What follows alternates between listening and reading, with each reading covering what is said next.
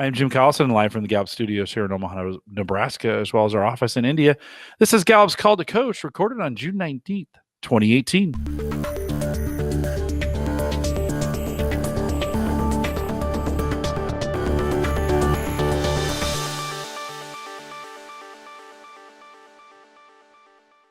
Called to Coach is a resource for those who want to help others discover and use their strengths. We have Gallup experts and independent strengths coaches share tactics, insights, and strategies to help coaches maximize the talent of individuals, teams, and organizations around the world. If you do have questions during this live webcast, we do have a chat room. It's available for you right below the main video window. If you just want to log into that, log in the bottom left-hand corner of the chat screen, click the login button, choose the guest account, put your name in where it says guest, and we will be taking your questions live during the program. If you have questions after the program, or you're listening to the recorded version, you can send us an email, coaching@gallup.com, or use the contact form right there on the live page. Don't forget to visit the Gallup Strengths Center, just Gallup-strengthscenter.com for all your CliftonStrengths coaching resource and training needs. You can also catch the video, both downloadable audio for offline listening. We call that podcasting now. Easy way to get it on your phone, easy way to subscribe to it. All the links to be able to do that are on our coaches blog. Go to coaching.gallup.com and click on the resources tab. Don't forget to, and then don't forget, if you're listening through an Apple device, an iPhone, you can rate, review, and subscribe right there. If you're listening on YouTube, we have a subscribe button for that as well. That way you get notified whenever we go live, a great way to keep up with everything that we're doing. Pooja Luthra is our host today. She works as an advanced consultant with Gallup. And Pooja, always great to see you. Welcome back to another Call to Coach. Thanks, Jim. Nice to see you too. Hope everything is great. It's been a while that we've been here, and today want to extend a very, very warm welcome back to my friend Venkat. Very warm welcome to Gallup Call to Coach again, Venkat. Good to have you with us. As a quick round of introduction, Venkat is the Director for Employee Relations and Policies for Accenture in India. His roles over the last decade spanned across recruiting, various aspects of HR service delivery in India and the United States. Areas of expertise include staff augmentation and reductions, country center and center setups, change management during large-scale acquisitions, program implementations, etc. Of course, he's a Gallup-certified coach, and that's how I got to know him. Also holds an ACC accreditation with ICF, is a De Bono Thinking System certified lateral thinking coach. That's a lot of coaching, Venkat. It's good to have you here, and so excited to hear about your journey since the time you got certified and all of these wonderful things that have been happening, which and I know for a fact that you've had a chance to actually use all of these, both Gallup and the others in the work that you do today. So on to you, a little bit about your journey so far with Gallup and the others in the work that you do. I'm delighted to see you, and thank you so much for having me back again. I vividly remember being here 3 years ago, right after I had certified, and delighted to be actually in the same room speaking with you again, and Jim on the other end. In fact, I was very jokingly telling someone in the office before we got started, saying it's time for my secondary certification in the next 6 months. So it's been quite a journey, and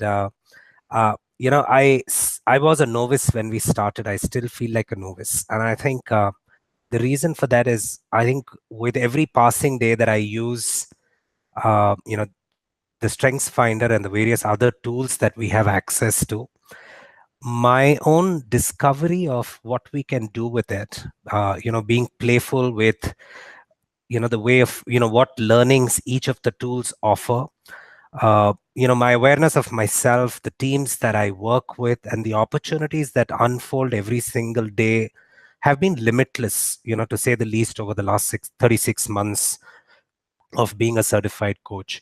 So still feeling exactly the way I did, though I do remember very vividly that I actually was so nervous that I broke out sweating, and today I'm not. So thank God for that. I may have made some progress. So in short, before I give this back to you, I think it's been 3 years of intense application. And one word to describe how I'm feeling at the end of these, as 3 years draw to a close with various tools that we have, is I'm actually very much at peace with myself more than anything else. Absolutely. I think that's how you started off. remember correctly, it was a lot to do with self-awareness. And, I remember you being interested in the learning of the tool itself and not really jumping to application right off the bat. And I think that really helps, just sort of, immersing yourself in the learning. We've had people, and Jim would agree with that, that there are people who've been coaches around the idea of strengths for more than 2 decades. And they still find the world of strengths interesting, and it's simply because of the creativity involved in its application. There's so much one can do with it. So tell me a little bit about, have you been coaching individuals? Have you been coaching groups? What has been your, I would say, trajectory? Simply because there are so many so many applications that people end up doing. So what has been your focus, so to speak? Sure. So I coach for the joy of coaching. I truly believe in it. I think coaching is a two-way street. One needs to draw inspiration from the coachee as much as the role of a coach is in the conversation, and that's really how my personal belief has evolved. And so has my coaching. I think I coach one-on-ones. I coach in teams, and I actually coach in groups. One of my largest groups of a one-to-many coaching, of familiarizing people with their tool, with their reports, doing initial pairing, understanding how they can take it back to works, was a group of 81 people in over a 6-hour session with them. So I've personally gotten very creative on, I think my intent has been, my intent has been, at least where I work, has been one of how can I maximize my reach. My second intent has also been how can I use this skill and these tools to get to know many people. And I'll give you a very simple example. I love coaching with all the Gallup tools, whether it's individuals, whether it's teams, or whether it's large groups, or whether it's one-to-many. And a couple of years ago, I actually took on the role of as the HR lead for 3 of our businesses in the country. And one of the most, it suddenly occurred to me that I could wait to set up meeting with some of the senior leaders one-on-one over a period of time and get to know them, or I could actually offer to do one-to-many sessions very quickly. And what I would have otherwise achieved in a year or 18 months in trying to get to know people, I think I managed to put names and faces together in less than 3 months, because I had met almost 20% of our executive leadership team by virtue of doing these sessions. So that's really how I coach. And I, in very simple terms, I coach in multiple formats. And it's not only about increasing the reach, which was my initial objective. I'm also now using this to see how the reach can meet the objectives of what I am trying to do, which is really head HR for a certain business or doing the role that I do today. So how is it helping you? So, I'm curious now, genuinely curious, that if you're talking about, one is the reach is helping people understand the strengths philosophy for themselves, etc. How does it help you be a better HR professional? In what way? How is probably not the nicest of words, but in what way does it help you be a better professional HR? See, I think primarily it helps me. Okay, actually, in many, many ways. Number one is, it breaks the barrier of name and face immediately. Number two, the informality of the entire setting takes away from who we mean to each other in the organizational setup. I think the third is, it's very interesting for me to know how teams are wired, because you don't necessarily talk to business X and their leadership and business Y and their leadership. You get such a deep understanding in 4 hours with them of not only what their individual strengths are, but what their collective strengths are, how they are wired, what some of their drivers are. And I'll actually relive an example. And I'm not going to name any particular business, but I met business X and their leadership team. And when I walked away at the end of 4 hours, I very clearly know, very analytical group, high on strategic thinking, very, even whether individual or team strengths, very minimal on influencing and relationship. It's where I can complement and partner with them. I also realized that if I were to expect to tap into their softer side, it will be, tapping on the wrong door. Here is a group I personally had to appeal with numbers, with analysis, with logic. Take that to another group, great combination of strategic, influencing, relationship. So I could really tap on multiple doors to influence them. And then I worked with another group, extremely high on execution, almost absent, on the at least on the collective top 10 on strategic thinking, high on relationship, high on so the language from group to group varies. Their drivers vary. And therefore, how I add meaning to that relationship changes. And I think that in itself is the most valuable thing that comes out of those 4 hours. I have another follow-up question on that. So, the one thing that we've realized, at least in India, is the notion of coaching often was associated with, either people not doing well, or there's some sort of a divine intervention that needs to happen to get people to start performing, or something on that nature. And you have been doing it now for about 3 years, and you've been doing it one-to-many, one-on-ones, team blends, etc. Tell us a little bit about the changing perception of the idea of coaching, if you have come across it. What do leaders say? What do people say? Are they suspicious? Are they excited? What happens? So coaching actually, I still believe, exists in all its forms. There are evolved spots to highly unevolved spots.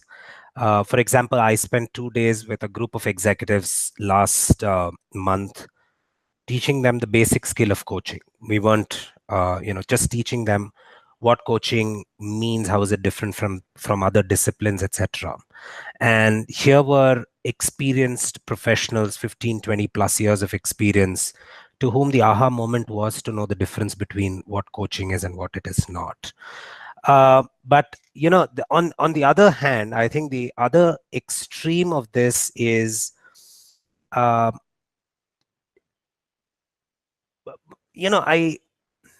going to have to repeat that question for me one more time, Pooja. I just lost my train of thought. Sorry for that. No, that's fine. I mean, I was just curious about the changing perception of the idea of coaching. Because, from a time when people would think that coaching is meant to improve areas of weaknesses or bridge gaps, to what we are doing. We know that's not what we do when we strengths-based Got it. coaching. Sorry. I think I was so engrossed in this. I think the changing on the other end of evolution, which has personally happened for me as well since I've started working with Gallup-certified, is what, in every situation, I'm not worried about what I'm not getting. I'm very interested in knowing what am I getting that I can work with. And that is a phenomenal change of paradigm.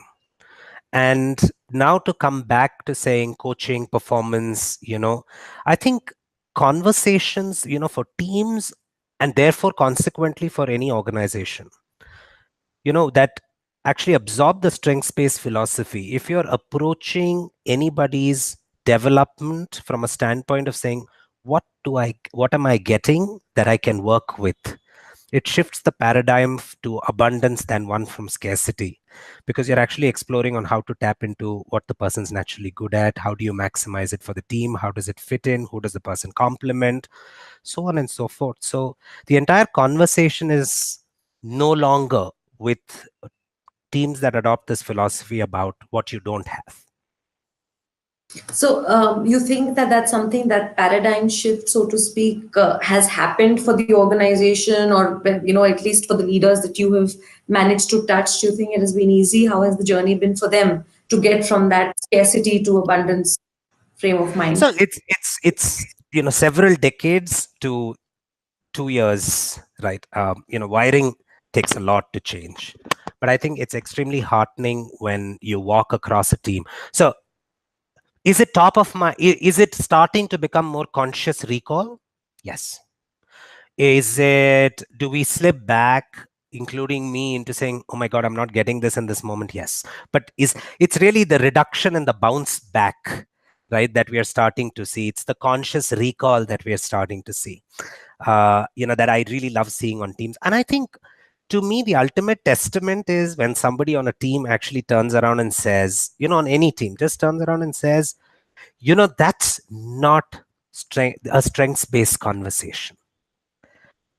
For somebody on the line who's not a coach, who's not an HR professional, to suddenly sit up and say, you aren't speaking the strengths language. You're not talking about what I am good at. And somebody who's just starting their career or within their first 5 years, to me, that is the ultimate test of reach. So, if we slip back, we slip back. It's, 2 decades of wiring to 2 years of knowing Gallup strengths. No, agreed. I absolutely agree. As long as we've started to defy gravity, I think we're on the right path. Okay, so you spoke about using Gallup tools. Now I'm curious. Since you teach them, what are your favorite tools over time? What have you really relied on? What is it that you feel yourself using more often, and what do you think you can't live without? Team Strengths Grid I cannot live without. Okay. Yeah. Q12 I use very, very often. And here is why. I think collectively starting to build appreciation, and I typically do. I use these 2 tools very extensively with most teams I meet, and I'll share with you different purposes. And one of the most recent purposes has been for any team that's formed for a really short time, and they have to deliver results, say within a quarter or within 6 months. It's fantastic to introduce it up front in order to really precipitate their norming storming. And I've learned it actually from some of the best at Gallup, right? Yes.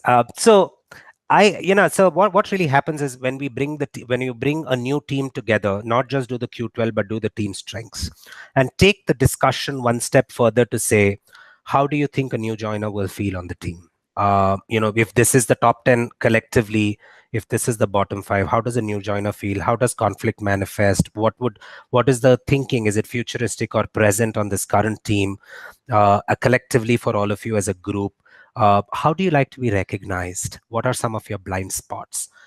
Just lead up with 6-7 questions and foster a discussion, not about transactionally, let's see what are your top 5 and what do they mean, but really talk about team dynamics. And if it does nothing, it does one thing in 2 hours. People really bare their soul with reference to those.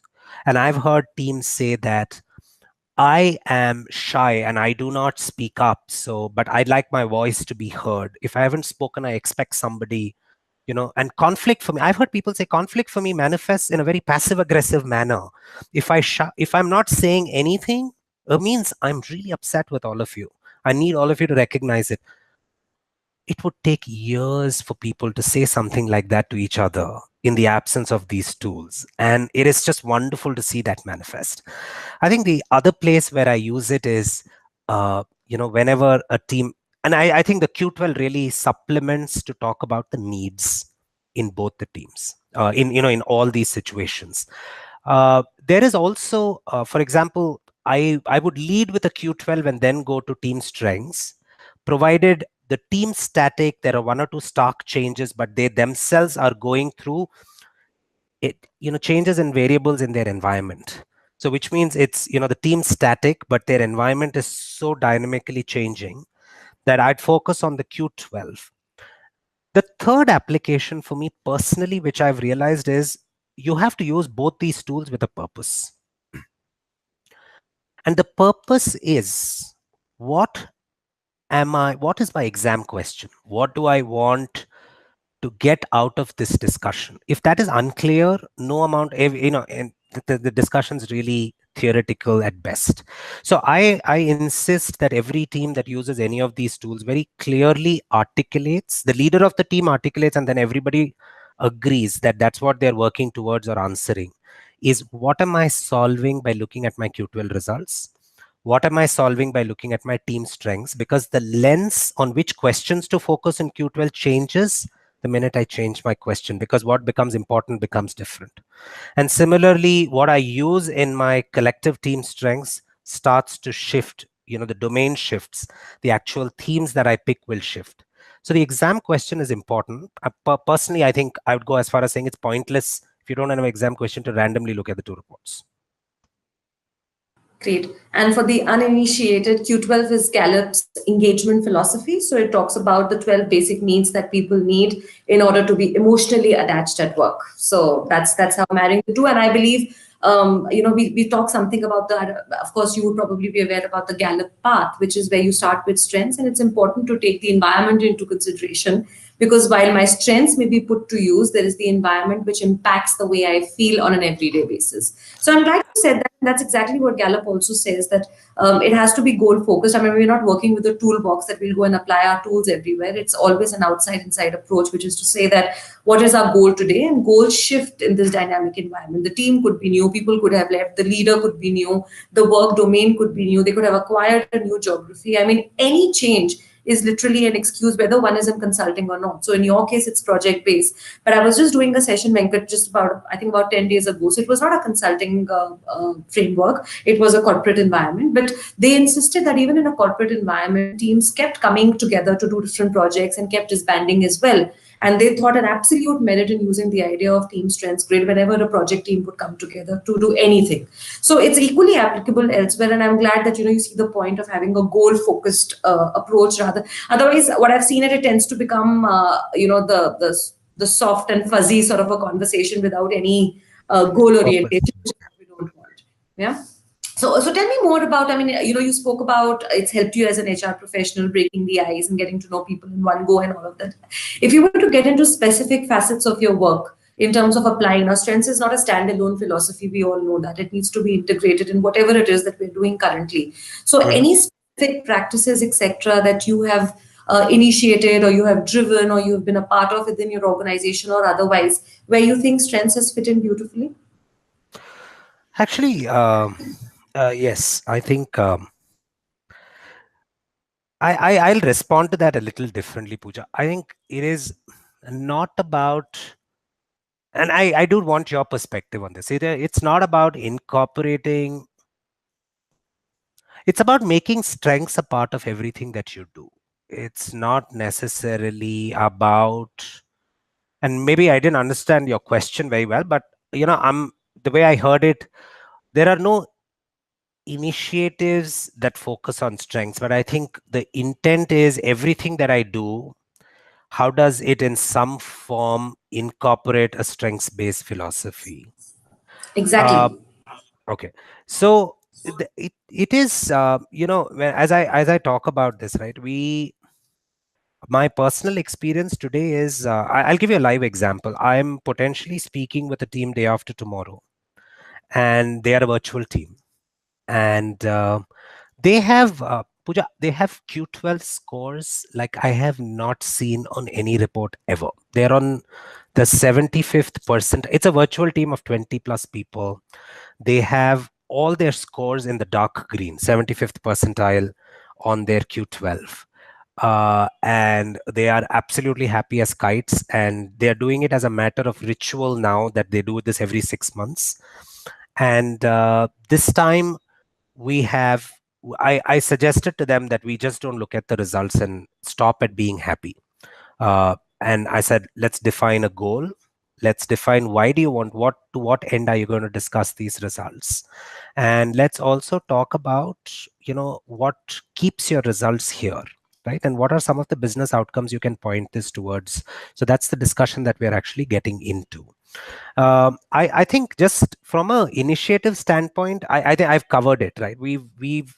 I have personally been involved in everything from teams, groups, using this, trying to use Gallup tools wherever we are, wherever it logically makes sense for teams. I think the final thing I will leave with this, and I'm almost guessing I'm rambling, so I'm going to keep quiet. I think the recognition that everything happens at a team level, and therefore the smallest unit really needs to come together, and the units, that's one. I think the second realization people also have is they may come together as a part of a small unit, but each person is a part of many other small units as well, which means how they feel, how they respond, what their needs are in each unit I'm a part of is very, very different. And that's fostering a lot of self-awareness amongst people, to including consciously say that, hey, on this team, I'm an individual contributor. Another team, another project team, I have supervisory responsibilities. On another project team, I'm expected to lead it. And therefore, what's my equation? What's my role? And therefore, how I influence, or how my sense of belonging can also vary from moment to moment, depending on which unit or team that I'm associating with. I think I've been privy to some of those conversations, which actually tell me that the people I'm speaking to are in much advanced stages than somebody who's actually adopting it, because that's very deep self-awareness to know that me as an entity doesn't change, but I am a new variable in every equation. So I'll ask you something else as well, and this is literally not me. This is thousands and thousands of people who I've trained in the past 2-3 years who've had this question. More from a sense of wonder and that your organization created when you guys went on to say that you'll be doing away with the bell curve and things like that, and a lot of things, did undergo a change and all of that. So any pearls of wisdom around the journey around that you'd like to share? So, Pooja, I'm going to request you to just repeat that, because I lost bits of it. Your internet froze. So if you can just repeat that for me. So I was just saying that the organization created quite a ripple when you guys went with the public announcement of doing away with the bell curve and changing the way performance is being managed, measured, developed. And I'm literally asking on behalf of so many people that I've trained, that there is almost a sense of wonder and curiosity as to how that journey has been, and any pearls of wisdom that you'd like to share on that front. Okay, so I am not the official spokesperson for my firm, and certainly not an official spokesperson for performance achievement. And I think we all know what we know in the media. Having said that, my only reflections are, we are, I think doing what we did along with, the principles of strengths, right, is, I personally believe is and I speak for myself, I personally believe is a great foundation. It's, I've been with, the firm for a decade and a half. The fabric of who we are always remains. However, I think the investment of time, where we are investing our time in terms of forward-looking conversations, in terms of working with what you have and maximizing what someone brings, has been the three biggest shifts. And I think the entire strengths-based philosophy, in my personal view, is a very, very key factor to it. I couldn't agree with you more. I think it's so much of a cultural shift more than just a systems and process changes, because all of those would support the philosophy that the organization stands for. And I think it's a cultural shift more than anything else. So tell me something, again, coming back to the idea of strengths, and I don't want to put you on a spot with performance achievement or anything, but when it comes to strengths specifically, since you are a certified coach and you spoke about having those sessions with teams and their leaders, etc. So how does it normally pan out for you in the lifespan of these teams? Is it just the one touch point that you have, or do you see yourself adding value on a recurring basis around the idea of strengths? And is there a handover in which now the teams are, sort of equipped to manage the idea of strengths, and it will always stay alive in their thinking, in the way they work? Or do you have you've been creative around making sure it's top of mind as you go along? How does that work? Perfect. I'll definitely take that. I think personally, one of the reasons I stay away from a lot of one-on-one coaching is, and I'm going to link that into what you just asked me. One-on-one coaching becomes, unless it is over a period of time and it is over several hours, the value for both the coachee and the coach are limited to creating a basic understanding of the strengths finder, right? And I think the proof of the pudding is, how can you apply it? How can you start seeing the philosophy? And how does your paradigm and how you look at things in life actually shifts? To me, that's meaningful. So, which is why if I start coaching someone one-on-one, I do contract with them for at least 6 hours, 6 1-hour sessions. And if it's less than that and the person's unwilling to commit, I stay away because it's not my cup of tea, right? To each coach his own. Now, coming back, I think I personally adopt the same philosophy with teams. To me, it's cannot be a one-off. It cannot be a here's your 101, here's your introduction to tools, and off you go. We don't go anywhere, right? Because we go away and then it's all forgotten, and life takes over. You step out of the room and life takes over. So personally, I believe once a quarter with teams that I choose to engage with. And therefore I also am very aware of my limited time, so I carve out saying I'll do it for people that I directly influence and work with. So I keep that shop very, very tight. I'm just sharing that as a personal strategy. Now, therefore, what it allows me to do is really carve out saying we can do multiple ways of engaging. We come in, we learn the concepts, we go away for a little bit. We come back, we learn to apply it collectively to a business problem. We go away, we come back, we check in. We check in when there are big changes on the team, right?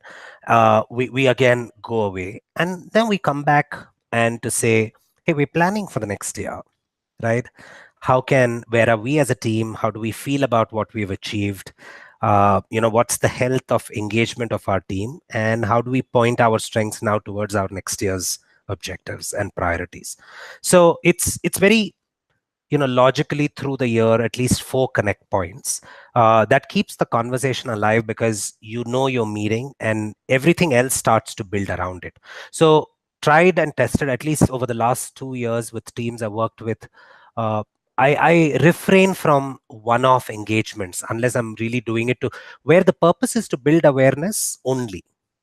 And then there is no further continuity. On a one-off, I'm okay doing a one-to-many. But with teams that I work with, we set up a rhythm to say, what's the next logical checkpoint that we can do along with, our Gallup tools? The one thing that we've heard a lot and we've been experimenting it even within Gallup is the idea of manager coaches, which is to say that one is, of course, a coach coming externally. And the second thing is that how can we equip managers better to have strengths-based conversations? So anyway, just your thoughts, reflections, experience around this idea? Yes, I think my personal experiences, I think coaching still needs to be demystified to a lot of people conceptually, right? And coaching as a fundamental skill is all about believing your coachee has the answers. Coachees, they probably they will solve for their own situations. Your role is to facilitate, ask good questions, listen. Also, every situation, knowing that every situation is not a coaching moment, is, I think, a secondly deep-rooted concept. So I think it's personally important to teach people the skill of coaching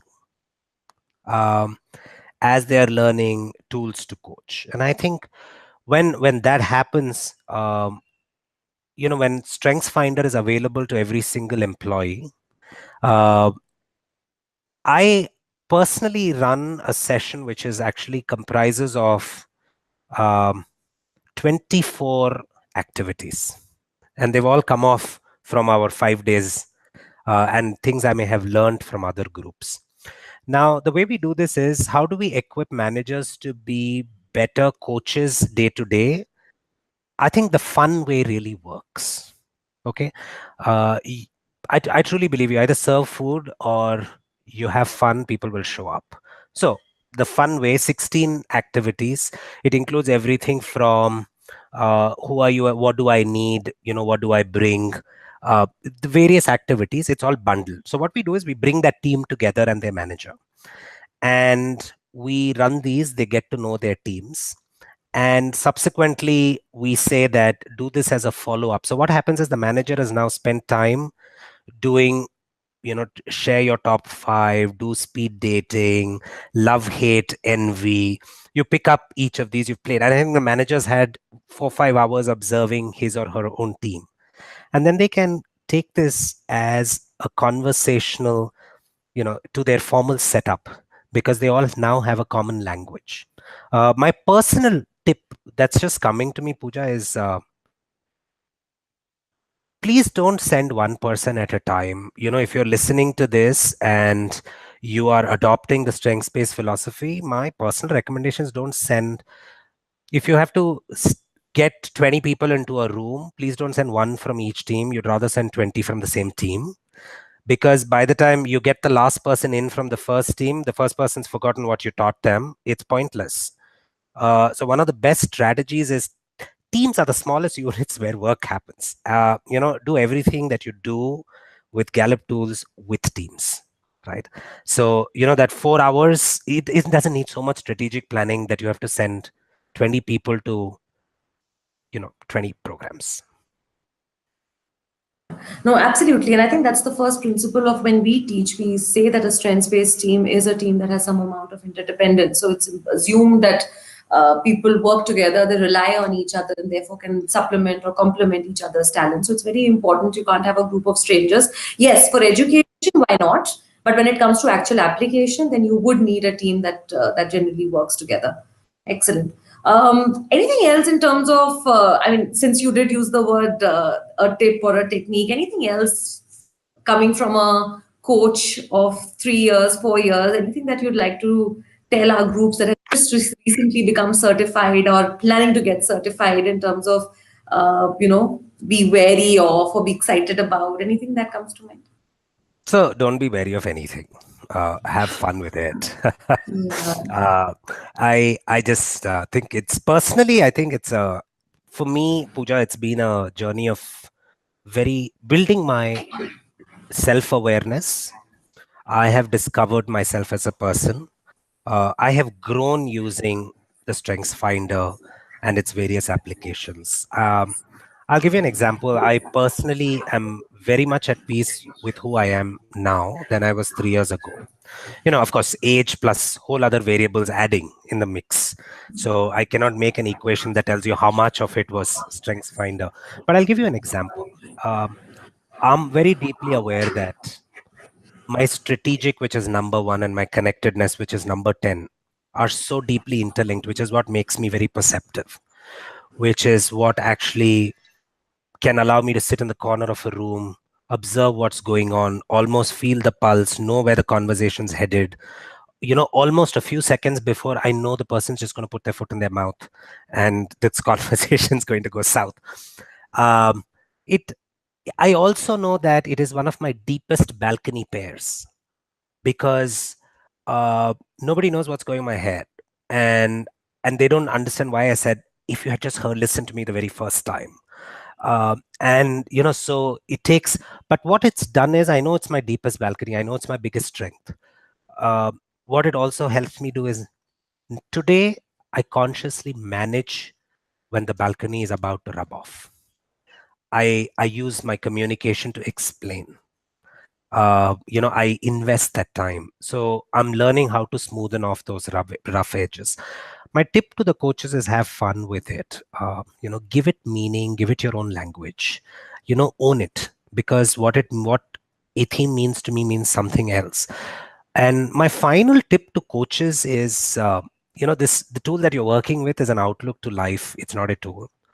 And I think, Pooja, you would agree with this, right? Any coach is worth his weight in gold, as they say in India, only provided.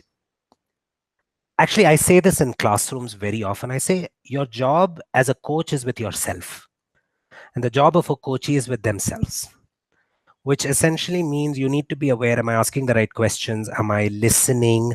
Am I facilitating, moving the conversation in the direction that the coachee wants to? And not really get bogged down by anything else. So I think, have fun with it, and look at these tools as an outlook to life, and not just as clinical tools for a workplace. No, and I absolutely agree with that. And I think when we teach the course, the first thing that we say, it allows you to be the best version of yourself. So being aware of what your brand is as a coach, being aware of the biases that you might bring in, being aware of the value that you will add, all of those help you be the best version of yourself as coaches as well. I think I absolutely agree. Jim, over to you. Any questions from the chat room? Yeah, no, but I've got one for you, Venkat. We here at Gallup have been talking a lot lately in the performance management conversation of moving with managers, moving that away from an annual or semi-annual in some cases to a more daily conversation, right? Strengths allows for that to happen. In your experience with coaching and working with people and training, and are you seeing managers getting that? I mean, is that making a difference? Are you seeing any more of that? That's certainly, we've been talking about it at Gallup. That's not a new thought, and it's becoming a more popular, philosophy. Are you seeing it happening in the space that you're in? It does. It does both within. It happens both on teams I manage. Where I work. I've seen it in other organizations. It happens, Jim, only when anyone steps out of. It happens only when anybody steps out of going past 101 learning. And I say it's really proficiency based level learning, 34 teams, 4 domains. Here are the tools. If it requires, the second thing is it requires a lot of conscious effort. Third is, I think the environment needs to remind you of it, because left to yourself, if nothing's bringing it back to your conscious mind, it's not going to work how much ever, because people do need some form of, depending on how you learn, those reminders. I think if all three coexist, they happen. It usually falls through when one of those two don't. And typically it's the latter two that fall through. I agree with your statement. It just doesn't happen. Like, there's work associated with it. I manage a group of interns here at Gallup that this year, I was just talking to them today, this afternoon, before they were getting ready to leave for the day. And I have made a conscious effort to be more present with them. It's super easy to let them work for a couple days, check in on them. Hey, how are things going? Especially, in a flex environment or an environment that's remote, right? That gets pretty difficult as well. And they said to me the other day, they said, you've been in the room a lot more this year than you've been in years past. Some of them are repeat, they were repeat interns. And it is interesting. It does take a little bit of a different effort. I often find those conversations are harder to have when they're farther spread out. They're easier to have in the context of a strengths-based relationship that I have with the employee when it's an everyday, it's an everyday occurrence. We made that easy by making them write their top 5 on those big poster boards, the stick-up ones, the big stickies. We made that right then, and they posted it on. They're all in the same room, which makes it kind of easy. But by just sticking those to the wall to have that constant conversation, and when you're working with managers, have you found anything to help them bring that? We've got a lot of activities, but even just in the daily, like, how do you bring that to light every day? So I'll share some examples. I was very recently with a team that's actually made a best of me wall. And they subsequently, on a SharePoint, run a live document where each person can go and edit. When do you get the worst of me? When do you get the best of me? And they take a look at it at least once a month together as a team. I also have seen leaders and team leaders ask their teams, here's what we are about to start doing. What would you like to own from this and why? How would you like to contribute it and why? And the why is really intended to say, which of your strengths will you be playing to? And, so the earlier, then it's such a beautiful shift in the tone of that conversation, because here was a team leader who used to say 10 activities, you do this, versus you're now actually asking everyone. And it's also interesting. I was actually at that conversation yesterday, observing it, where we realized that the team lead realized that some of the activities were untouched. And I think the team very quickly came to a realization on their own, saying, hey, it's not like we cannot not do those things.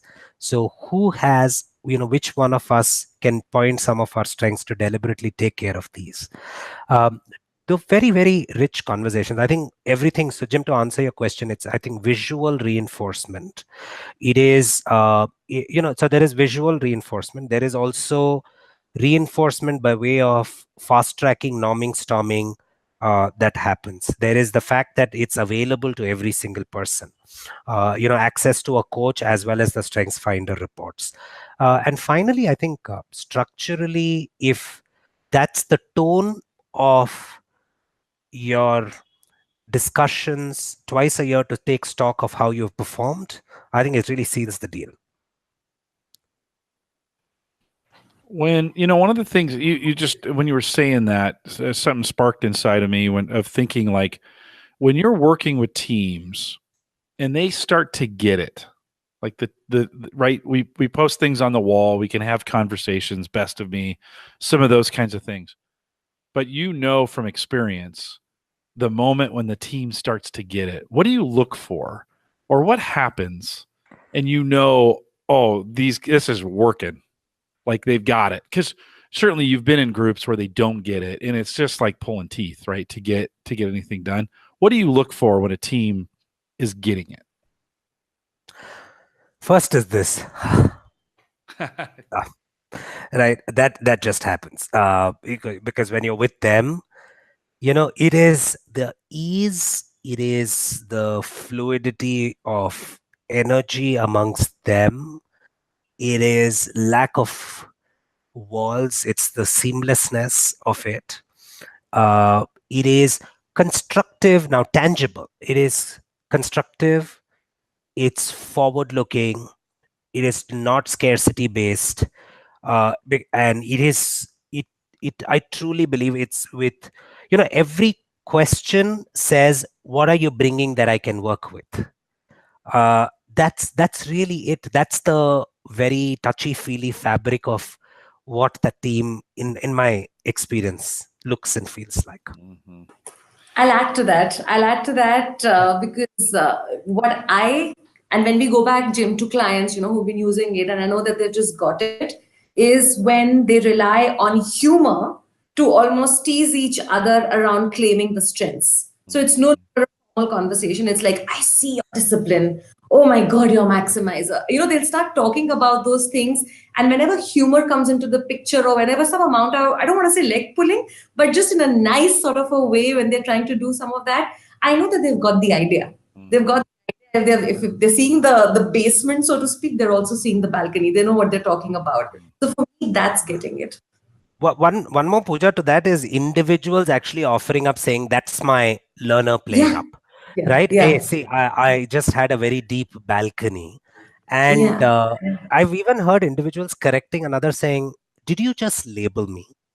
Yeah. Right? Because what you are assuming is not what I think it is, and those also actually add to absolutely. So a very, very fun way of calling it out. And we were working with our interns, just they're brand new. I have high school interns, they're only here 6 weeks. You talk about teams that you got to get up to speed very, very quickly and have a very short duration.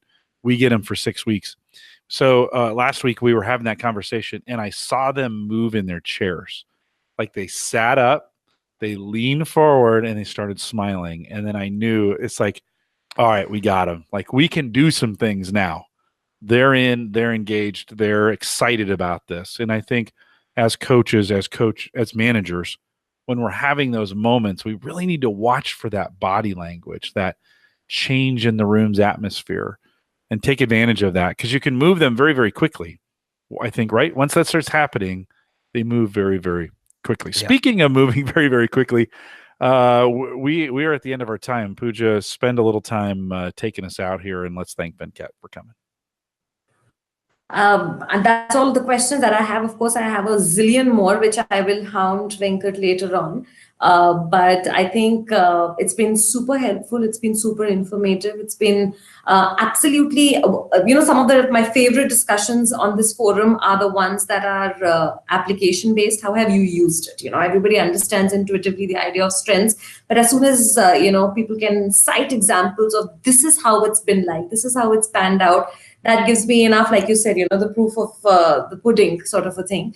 And it's been all practical, and thank you so much for sharing some of those things. It's been lovely seeing you again. It's been lovely hearing from you and your learnings and your journey. So thank you so much for taking time out, Venkat, and joining us here today. Thank you for having me here. And I must say, Vikasan, you taught me very well. I would agree. Actually, while we were talking, I went back and found the video from 3 years ago, almost to the day. It was July 7th. When we posted it. I didn't listen to the beginning to know the date, but it was really close. So congratulations on 3 years. Great to see you again. Always great to have you back. Always great to have repeat coaches on here and hear some of the stories. So Venkat, we appreciate you doing this as well. Thanks for coming on. I will remind everyone to take full advantage of all the resources we have available at the Gallup Strengths Center, just gallupstrengthscenter.com. Send us your questions or comments. If you have those questions, you can send them to us in an email, coaching@gallup.com, and you can also catch recorded audio and downloadable audio and video for offline listening. If you we call that podcasting. If you want to get the resources available for that, it is on our coaches blog, coaching.gallup.com. If you're interested in becoming a Gallup certified strengths coach, you can see a complete list of all the courses that lead to that. Of course, they're at courses.gallup.com. Pooja, anything there in India you want to highlight before we run on courses? Yeah, on the courses, I think we have an open course for the certification coming up in July in Bangalore. If I'm not mistaken, it's the last week of July that we have the course. Still a few open seats there, and if folks want to... A few open seats. Yes, it's the week of July 23rd. Yeah. Very good. If they're interested in doing that, courses.gallup.com.